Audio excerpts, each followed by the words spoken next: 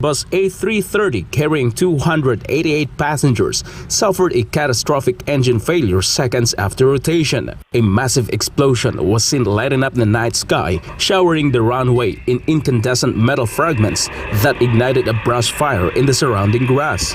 Despite the mid-air inferno, the pilots successfully executed an emergency landing just 10 minutes after departure.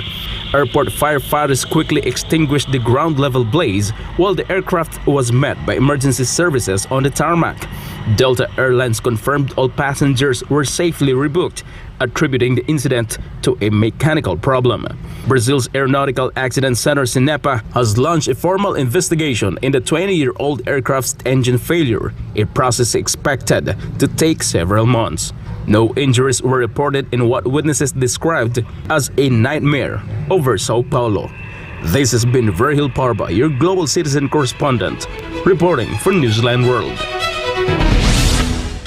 Bangladesh is battling a deadly missiles outbreak that has claimed the lives of at least 30 children this year, with hospitals overwhelmed and health officials now revealing the country has not yet administered measles vaccines in 8 years. Faith Agustin has the story. Packed pediatric wards at Dhaka's Children's Hospital tell the story. Children lying on shared beds or cradled in their parents' arms, many fighting complications from the highly contagious virus. For parents, the wait has been agonizing. আমার বাচ্চার হচ্ছে 8 দিন ধরে অবস্থা, 8 দিন ধরে জ্বর, আর হচ্ছে এখন ওর জ্বরটা আজকে থেকে একটু কমছে, কিন্তু ওর পেটে সমস্যা আছে, যেমন ডায়রিয়ার মতো হয়েছে, এরপরে জ্বর, ঠান্ডা, কাশি, শ্বাসকষ্ট, এরপরে মুখে ঘা হয়েছে, মুখে ঘাটা এখন আগের থেকে কম, এখন চোখও একটু হালকা লালছে, চোখের জন্য ড্রপ দিছে। এই জায়গায় আজকে 3 দিন যাবত আছি, এখন আলহামদুলিল্লাহ একটু সুস্থ দিকে আছে, প্রথম একটু খারাপ ছিল, এখন ভালো। Doctors say the virus is spreading rapidly through the wards, transmitted through the coughs and sneezes of infected patients in already overcrowded facilities.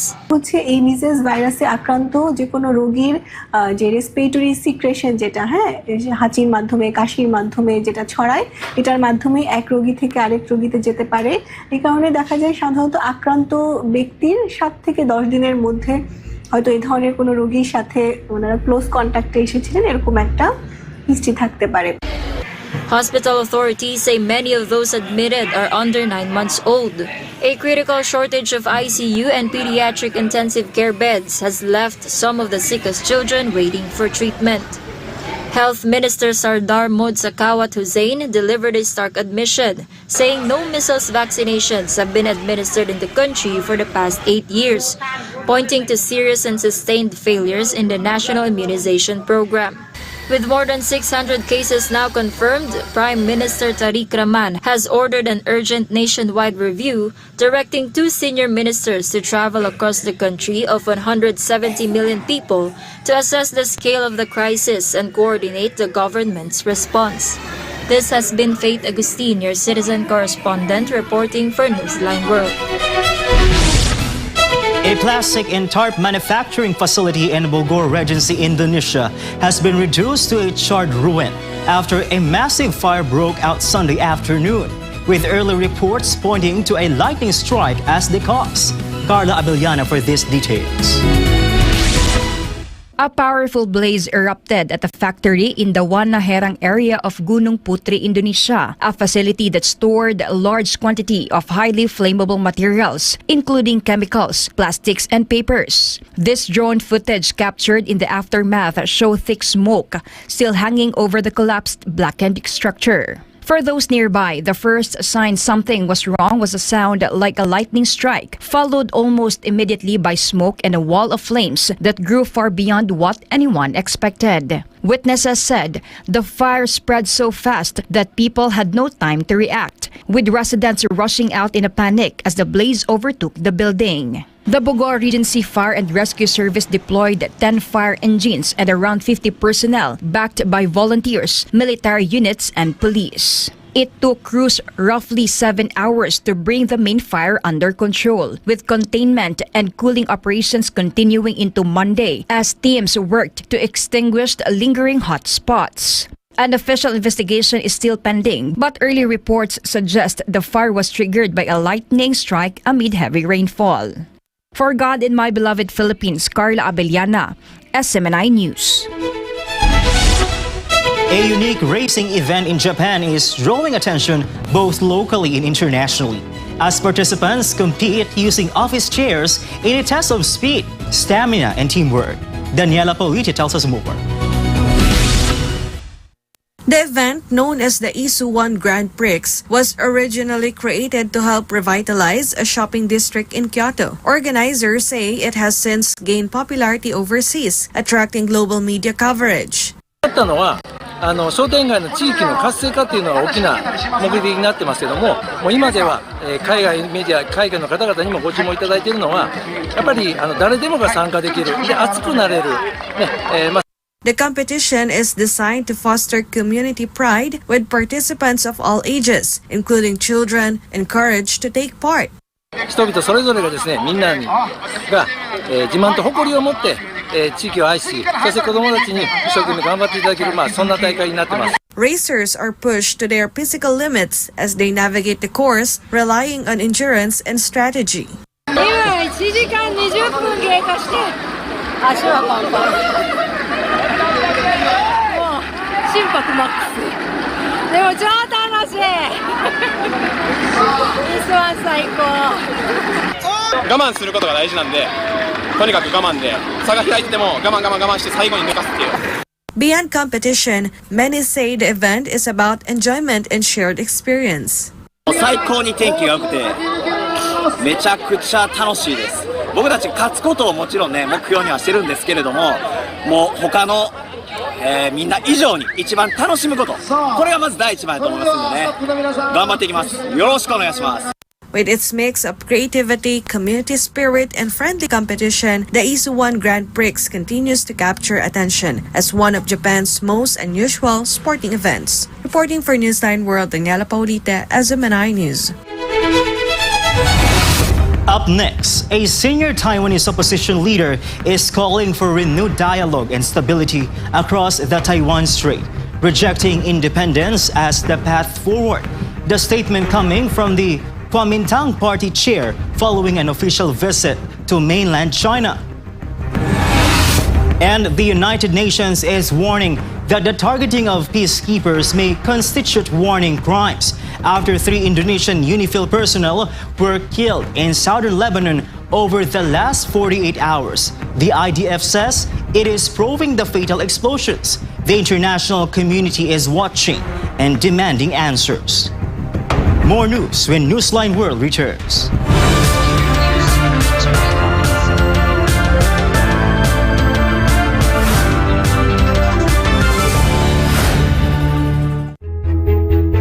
Pagod?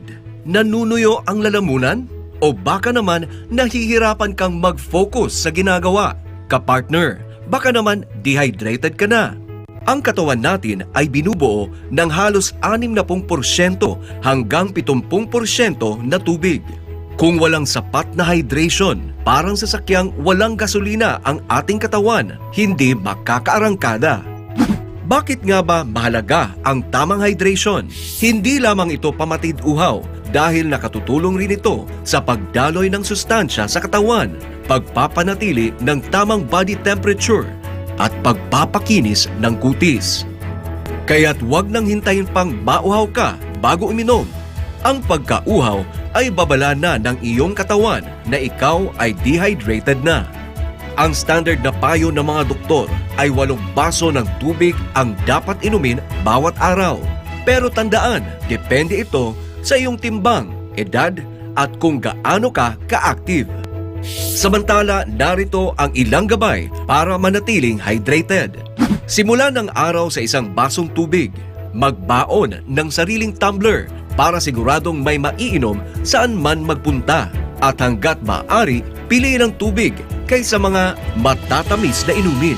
Kaya mga kapartner, manatiling hydrated para makaiwas sa mas malalang sakit at upang maalagaan ang iyong kalusugan.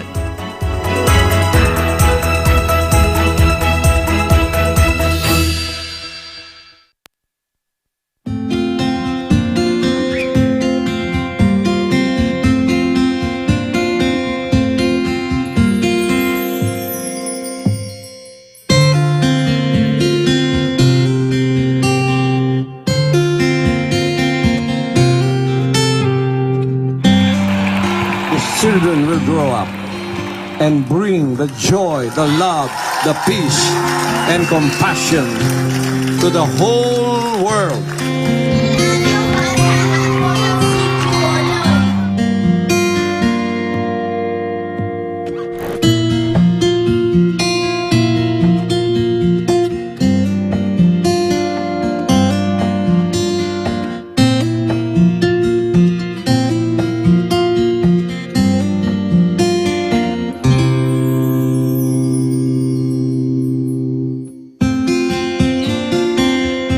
We only have one planet.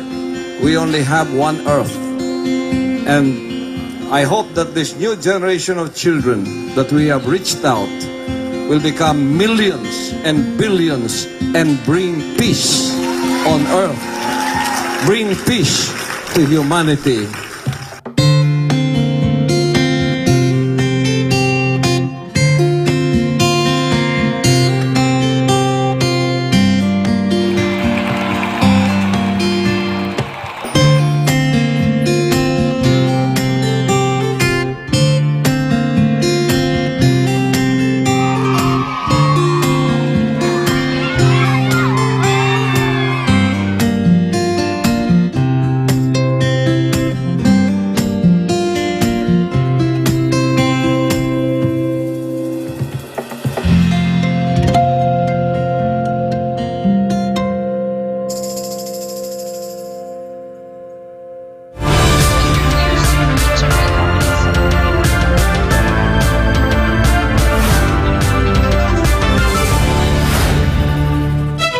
And we're back. A senior Taiwanese opposition leader has called for renewed dialogue and stability across the Taiwan Strait following an official visit to mainland China.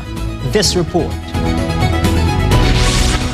Cheng Li-won, chairwoman of the Kuomintang, expressed gratitude for the invitation from China's leadership, including Xi Jinping, saying she had gladly accepted the opportunity to visit. Cheng described the trip as a first step towards strengthening cross-strait peace and stability. 因此，今天立文希望为两岸的和平稳定跨出成功的第一步，跟各位报告。 She reiterated her party stance opposing Taiwan's independence and supporting the so-called 1992 consensus, which she said is key to avoiding conflict. 那就是反对台独，坚持9·2共识。因为反对台独，所以我们可以避免战争；因为9·2共识，我们可以缔造和平。 Cheng added that such a framework could demonstrate that war between Taiwan and mainland China is not inevitable. She also noted that much of the international community adheres to a one China policy and does not support Taiwan independence. 甚至于全世界都是奉行着一中政策跟不支持台独的共同共识。 Cheng further expressed willingness to engage in dialogue with Taiwan's current leader, Lei Ching-te, in an effort to ease internal divisions. Her remarks come amid ongoing tensions across the Taiwan Strait, as calls draw for dialogue to prevent further escalation.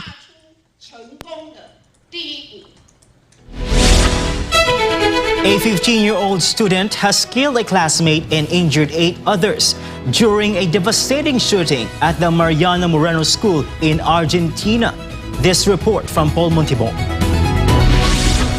Chaos and terror gripped the Santa Fe province after a student allegedly smuggled a shotgun into school hidden inside a guitar bag. Witnesses describe a cold-blooded attack that began in a school bathroom where 13-year-old Ian Cabrera was shot twice, reportedly in the back and the neck. Footage from the aftermath shows a heavy police presence cordoning off the campus as hysterical students sought refuge in a nearby plaza. According to witnesses, the gunman emerged from the bathroom shouting "surprise" before continuing to fire. The rampage only ended when a school janitor heroically tackled and disarmed the teenager from behind. Y cuando sonó el timbre, con mis compañeras formamos pero se escuchó un ruido, lo que pensamos que era que se había caído un cartel, porque se había escuchado muy al fondo. Y los compañeros que salían desde adentro de la escuela salían caminando normal. Al segundo ruido, todos empiezan a correr y no se entendía nada. While the suspect is now in custody, fellow students claim he had previously made threats that were ignored. Santa Fe Education Minister Jose Goite stated that while the attacker had no prior disciplinary record, he was reportedly struggling with a very complex family situation. Of the 8 others injured, 2 were hit by pellets, while 6 sustained injuries during the frantic evacuation. The municipality has declared an official day of mourning and suspended all classes as the community demands justice for Ian. Él entró por la parte de atrás con la escopeta en un estuche de guitarra y estaba en el baño justo donde estaba el fallecido, y se ve que él fue y se ve que le disparó por nada. Supuestamente el primer disparo fue en la espalda y después para rematarlo como en el cuello, y cuando salió dijo sorpresa y empezó a tirar otro disparo, y empezaron todos los que estaban arriba, porque había gente que estaba arriba grabando, empezaron a correr asustados diciendo corran, váyanse, hay alguien con un arma. Y bueno, ahí fue cuando todos empezaron a correr. The shooting has reignited a fierce debate across Argentina regarding school security and the recent ban on student cell phones, which many parents argue hindered communication during the life-threatening emergency. For God, my country, the Philippines, reporting for Newsline World, this has been Paul Montibon, SMNI News. The United Nations has warned that the targeting of peacekeepers may constitute war crimes following the deaths of 3 Indonesian UNIFIL personnel in southern Lebanon over the last 48 hours. The details from Loren Santos.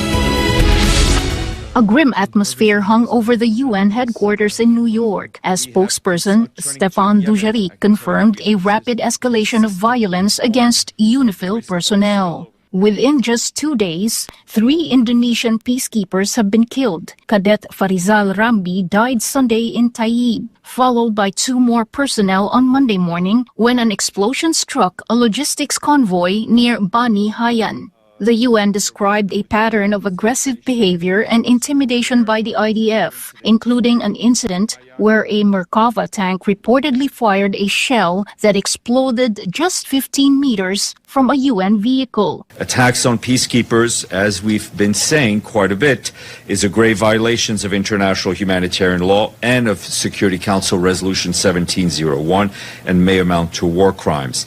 There will need to be accountability. As you know, UNIFIL peacekeepers have been the subject of aggressive behavior, intimidation, and threats, and this must stop immediately. The IDF has stated it is reviewing the incidents, noting that its forces were operating nearby against Hezbollah targets. However, UN Under-Secretary General Jean-Pierre Lacroix warned that the current military movement suggests a shift toward the creation of an expanded buffer zone, leaving a string of devastated and empty villages along the border. Despite the extremely challenging conditions and the loss of life, the UN maintained that its mandate remains unchanged and that peacekeepers have a duty to stay to facilitate an eventual political solution. 2 Indonesian peacekeepers lost their lives in an explosion that hit a UNIFIL logistic convoy, destroying their vehicle near Bani Hayan in Sector East. We strongly condemn these unacceptable incidents, and peacekeepers must never be a target. As the death toll in Lebanon surpasses 1,000, the targeting of those wearing the blue helmet marks a dangerous new threshold in the conflict between Israel, Hezbollah, and their regional backers. For the Indonesian government and the families of the fallen, the demand for accountability is now a matter of international law. This has been Loren Santos, your global citizen correspondent, reporting for Newsline World. When we come back in sports, Kaya Ota delivered a historic performance at the ACC Track Cycling Championships, setting a new Asian record in the men's sprint to claim the gold medal, a landmark night for for Asian Trackling Cycling. And in showbiz, production on the upcoming Tomb Raider series has been temporarily halted after its lead star suffered an injury. Stella Maris has the latest updates on what this means for the highly anticipated project. More news after the break.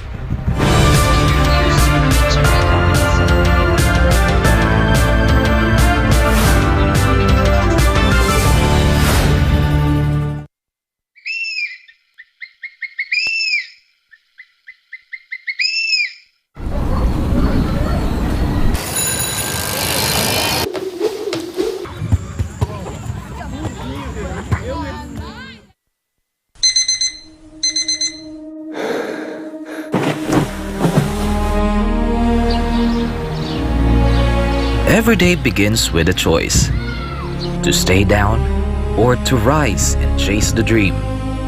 For athletes, success is not built overnight. It is shaped in silence long before the crowd arrives. When you become an athlete in any sport events like boxing, any kind of gymnastics or any kind of triathlon, ganon. You are a runner, you are a marathoner, you are a boxer, you are an Olympic athlete. There's a lot of restrictions compared to a regular person who is not involved in any kind of this kind of sports. Restrictions are not punishment. They are preparation. For the athlete, it's nothing. It's their lifestyle. For the regular jando outside looking at you, parang naawa sila eh. Yung pagkain mo, puro healthy. It needs a lot of discipline for an athlete in a competition. The same is true in the spiritual life. The way is not wide. It is not easy. It is narrow. So, Jesus Christ also mentioned that in a very vivid statement when he said, the way to life is very narrow and very strict and very small. 89 kilograms, please. What the world calls restriction, the faithful call obedience. For us, there is no restrictions. That is so restricted enough that we cannot do it. And when it becomes our lifestyle, it's nothing. It's regular for us. Regular for us to be clean-minded, regular for us to be orderly, regular for us to be straightforward. Obedience, commitment, loyalty, dedication, repented in the sight of the Father. Because this life is a race. Are we in this life in a competition? Yes, very much. Because Paul said that also. They that run in a race run all, but one receives the prize.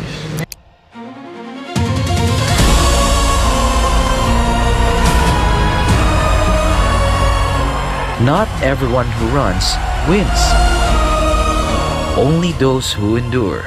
In order for you to be in a race, you have to be disciplined.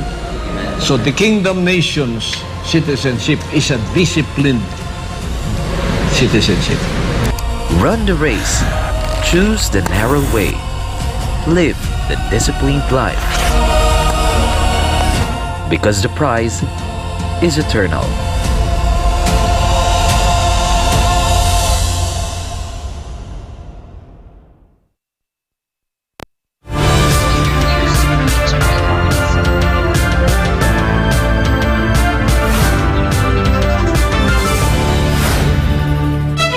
And we're back. The Davao City government is making a move toward cleaner and more cost-efficient transport, beginning the procurement of electric vehicles for its official fleet as fuel prices continue to climb.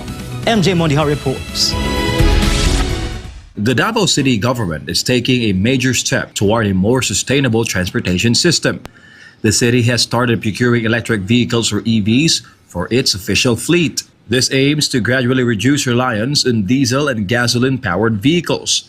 According to Harvey Lantixe, acting head of the Davao City Information Office, the plan began in 2025 following the directive of Davao City Mayor Sebastian Duterte. He said this is part of the city's sustainability initiatives. The city is targeting 54 vehicles in total, with units expected to arrive in batches starting this year. The procurement process is already underway, and the units are expected to arrive in batches starting this year. Lantixe added that the city will prioritize the purchase of EVs over diesel-powered unit in future procurements. The initiative aligns with Republic Act No. 11697 or the Electric Vehicle Industry Act, which requires at least 5% of the fleet of government and private organizations must consist of electric vehicles. The initiative is expected to help lessen the impact of rising fuel prices. It will also reduce carbon emissions and make local government operations more environment-friendly. Overall, the city government expects Davao to serve as a model for cleaner and more modern transportation in the country. The move is also timely amid the ongoing oil crisis caused by tensions in the Middle East. Reporting for Newsline World, this has been MJ Mondejar, SMNI News.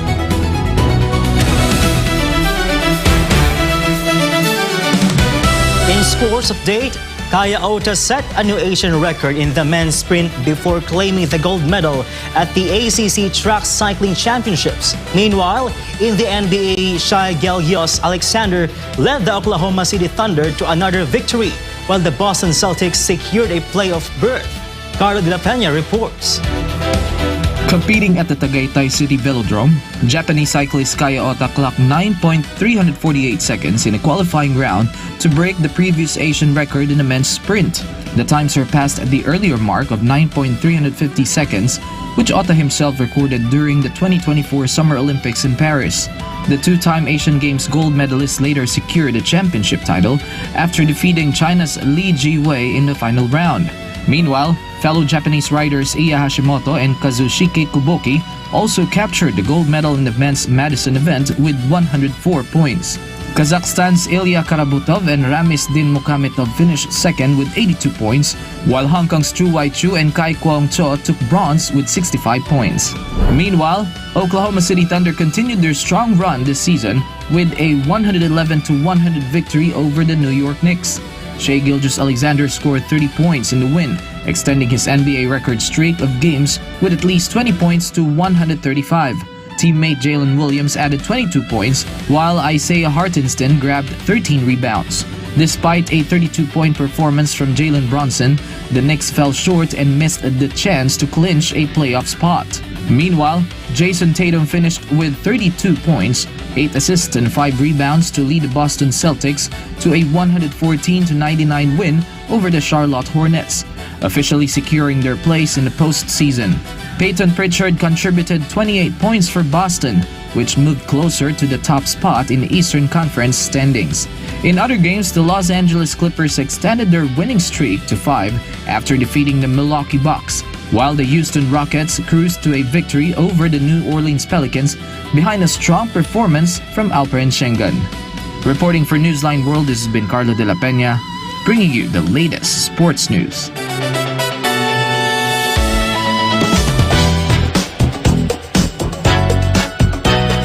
Thai superstar Lalisa Manoban, better known as Lisa of Blackpink, is set to make history as the first K-pop artist to headline a Las Vegas residency. Meanwhile, production on the upcoming Tomb Raider series has been temporarily halted after its lead star suffered an injury. Selma Reese for the updates. Caesars Palace has confirmed that Lisa will take over its stage this November, marking a major milestone for K-pop on the global stage. The residency, titled Viva La Lisa, will be held at the Coliseum, one of the venue's most iconic performance spaces. Lisa is scheduled to perform on November 13 and 14, as well as November 27 and 28, drawing fans from around the world. The announcement further cements Lisa's status as a global pop icon as K-pop continues to expand its influence in major entertainment hubs like Las Vegas. Actress Sophie Turner, who is set to portray iconic adventurer Lara Croft, was reportedly injured although it remains unclear whether the incident occurred during filming. Turner had previously spoken about the intense physical demands of preparing for the role, highlighting the rigorous training required for the action-packed series. The project, which is highly anticipated by fans of the franchise, is currently expected to be released in 2027. No further details have been released regarding the extent of the injury or when production is expected to resume. This has been Stella Maurice, your citizen correspondent, bringing you the latest showbuzz. Up next, the palace is assuring the public that the Philippines' energy supply remains stable as over 1.04 billion barrels of diesel, including Russian oil, arrive in the country. The government is also rolling out a sweeping set of relief and conservation measures to cushion the impact of the ongoing oil crisis.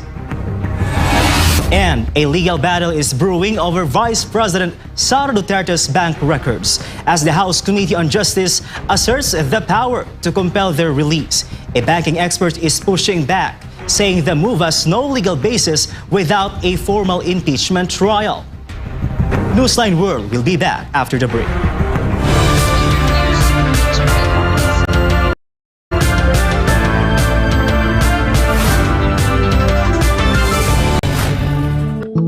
Madalas ka bang napapasobra sa pag-scroll sa phone mo kahit puro masasamang balita ang nakikita mo? Isipin mo ito. Nakahiga ka na sa kama. Nagche-check lang ng phone bago matulog. Tapos, hindi mo nalayan. Ilang oras ka na palang nagbabasa at nanonood ng mga balita tungkol sa digmaan, sakuna, politika at lahat ng masasamang nangyayari sa mundo. Nakakaramdam ka na ng kaba at pagod, pero tuloy mo pa rin ang scroll mo. Ang tawag dyan ay doom scrolling. Ito ang habit ng paulit-ulit na pagtingin sa mga negatibo o nakaka-depress na content tulad ng digmaan, krimen o problema sa mundo. Nakaka-stress pero hindi mo pa rin mapigilan. Ayon sa isang pag-aaral ng Texas Tech University, ang sobrang konsumo ng masasamang balita ay nauugnay sa pagtaas ng stress, anxiety at pisikal na sintomas gaya ng pagkapagod at sakit ng ulo. Ayon naman sa Harvard Health, ang doom scrolling ay nagpapataas ng fight or flight hormones tulad ng cortisol at adrenaline na nakakapagpabigat ng isip at katawan. Nakakaapekto ito sa iyong mood, tulog at maging sa mental at physical health mo. At kapag naman puro memes at random na content ang pinapanood mo ng sunod-sunod hanggang sa mawalan ka na ng gana na mag-isip at gumawa ng iba pang gawain, ang tawag naman dyan ay brain rot. Sa Gen Z at tinatawag na internet culture, ang brain rot ay overconsumption o sobrang tagal na panonood ng paulit-ulit, mababaw, magulo o walang saysay na content online hanggang sa parang manhid na ang utak mo. Kapag nasobrahan, syempre, nakakasama. Nawawalan ka na ng focus, nawawala ang motivation, hirap mag-isip ng malalim, parang lutang o foggy ang utak. Masaya sa simula, pero kapag sobra, napapagod ang isip mo. Nahihirapang mag-concentrate at parang lutang. Mas delikado pa ito sa mga bata dahil ang utak nila ay nasa proseso pa ng pag-develop. Kaya mas malakas ang epekto ng doom scrolling at brain rot sa kanila. Maaaring makaapekto sa pag-aaral, pag-iisip at pakikitungo sa iba.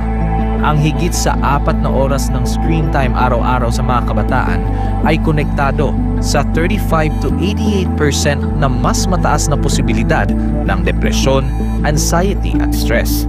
Base ito sa isang malawakang pag-aaral sa Brazil. Kaya, maging balanse. Magpahinga sa screen, magbasa, makipagkwentuhan, magdasal, maging present lagi. Alagaan ang iyong isipan. Kung anong itinatanim sa isipan mo, yun ang lalago.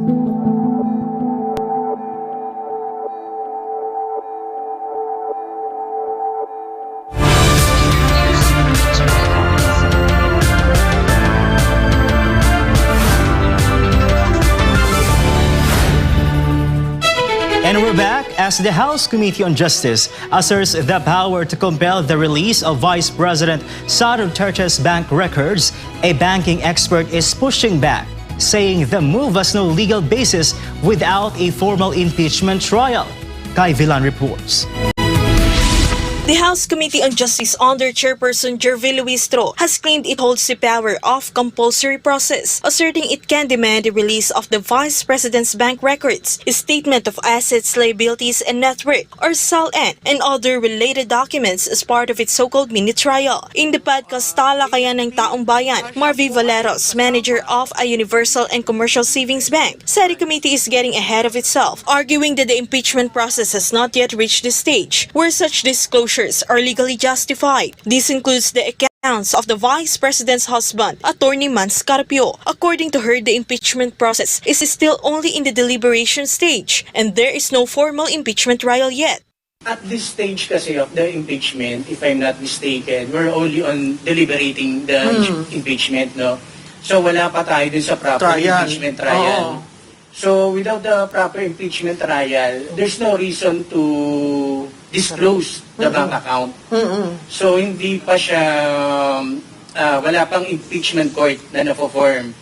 Because of this, she said there is still no sufficient legal basis to release the bank records of any individual linked to the case. If bank accounts are forced open at this stage, she said it would be considered a fishing expedition, meaning a search for possible evidence without a clear legal basis. Valeros also explained that if the House Committee on Justice orders a bank through subpoena to release records without sufficient legal basis, the bank officer who complies could face criminal liability for violating the bank secrecy law.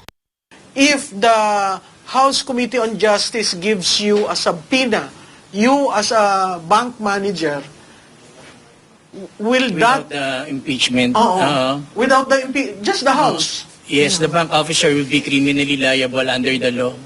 Meanwhile, economist Cora Guidote said arbitrarily opening the bank accounts of depositors could have a major impact on the economy. According to her, the public may lose trust in banking institutions in the Philippines. If this happens, it could trigger a bank run where all depositors simultaneously withdraw their money out of fear. What is the impact to the economy if we start shaking the banks? Siyempre, mawawala yung tiwala sa mga bangko. Diba? Pwede kang magka-bank run. Kasi siyempre, kunwari, ikaw yung bangko sa Bank ABC, nag-reveal ka, yung mga depositors mo maglalabas ng pera. Kasi wala silang tiwala. Baka mabigay nila yung details ko to anyone. Guidote added that bank secrecy is based on the absolute confidentiality of bank deposits and can only be opened with a strong and clear legal basis. She also warned that if trust in the banking system is broken, it could lead to systemic risk. Kasi pag nawala yung tiwala sa mga bangko, magkaka-systemic risk ka. Daming issue. So economic, financial, banking, and then security. All facets of government and governance right now is affected. By just the impeachment of the Vice President and the Middle East crisis. Amid issues such as the impeachment of the Vice President and the crisis facing the country, Guidote said it is important to maintain economic stability, including the banking system and investor confidence in the Philippines. Reporting for Newsline World, Kai Villan, SMNI News. The palace is assuring the public that the Philippines' energy supply remains stable, as over 1 million barrels of diesel arrive and the government rolls out a sweeping set of relief and conservation measures to cushion the impact of the oil crisis. Carlo de la Peña for the details. Executive Secretary Ralph Recto confirmed the arrival of oil supply from Russia and a firm order of more than 1 million barrels of diesel, secured through what he described as the oil diplomacy of Energy Secretary Sharon Garin. Indonesia has also provided a guarantee of steady coal supply, while new gas wells in Malampaya are expected to begin operations before the end of the year. To directly ease the burden on commuters and food producers, the Philippine government is rolling out a fuel discount program for more than 250,000 public transport drivers, alongside assistance for farmers and fisherfolk to prevent fuel price spikes from triggering food inflation. A nationwide energy conservation program is also underway, with more than 1,000 government offices already subjected to spot checks on air conditioning, lighting, and equipment use. Government vehicles have also been placed on what Recto called a strict gas diet, with exemptions only for public safety and health services. The palace also commended businesses that have held off on price increases as an act of solidarity. Cities like Manila and Quezon also launched free rides for residents. Recto stressed by framing the collective response as an expression of the Filipino spirit of bayanihan, calling on the nation to face the crisis together. Reporting for Newsline World has been Carlo de la Peña, SMNI News. The outpouring of support for former President Rodrigo Duterte on his 81st birthday is crossing borders, with Japanese nationals joining hundreds of Filipinos in Tokyo to celebrate the detained former leader. Guy Saito reports from Tokyo. Not only Filipinos showed support for former President Rodrigo Duterte, some Japanese nationals here in Tokyo also sent their greetings and messages of support for his birthday. Hundreds of Filipinos gathered in Tokyo to celebrate the 81st birthday of former Philippine President Rodrigo Duterte. The event featured a simple program, shared meals, and tributes to his accomplishments. The Filipino community also conducted a unity march to call for justice for the former president. But the gathering drew more than just Filipinos. Japanese nationals also turned up to express their messages of support and admiration for the former Philippine president. Among them is university student Yawara Otose. I feel very impressed with many Philippine people love Duterte, and Duterte, I feel Duterte sound is very justice and kind. So many people love him. He wants to make Japan and Philippines make friends with.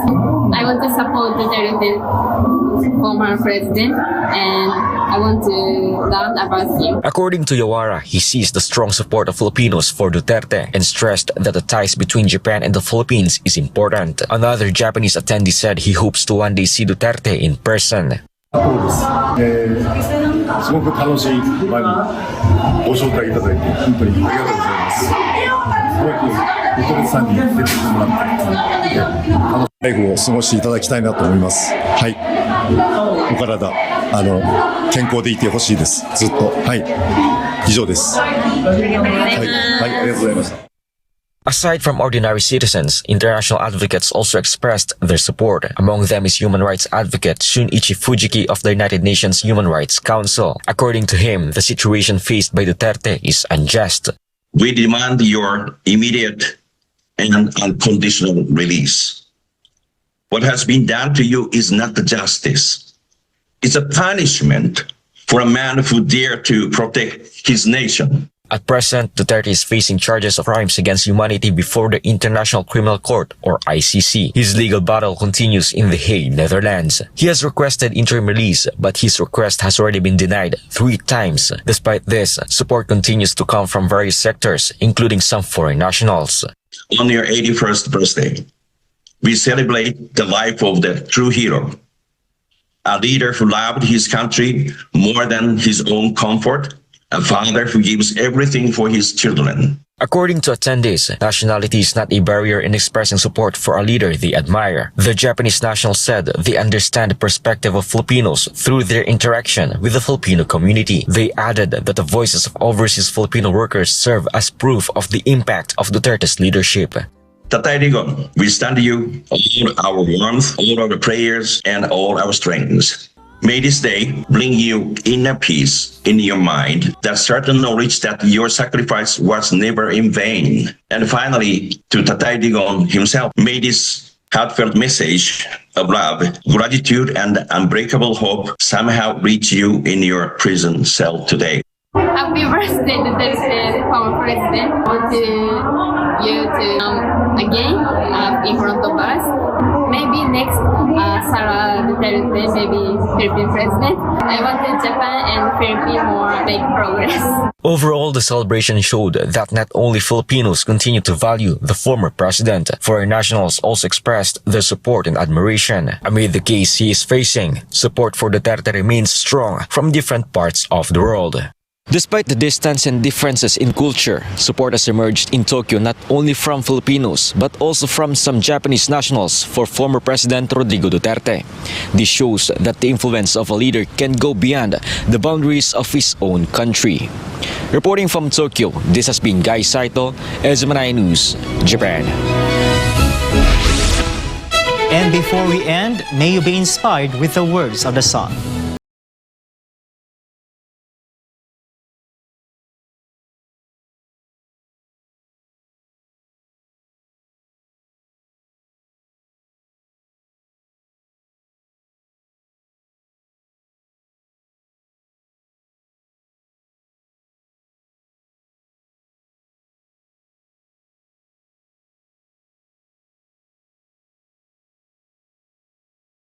For this edition of Newsline World. For God in my beloved country, the Philippines, I'm Prince Tripoli. Thank you for watching and goodbye.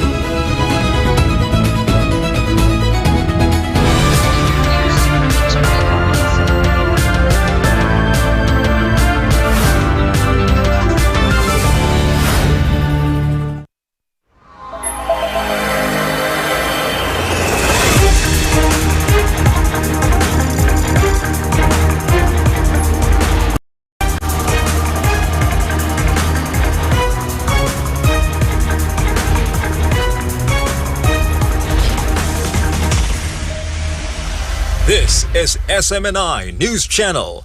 Truth that matters.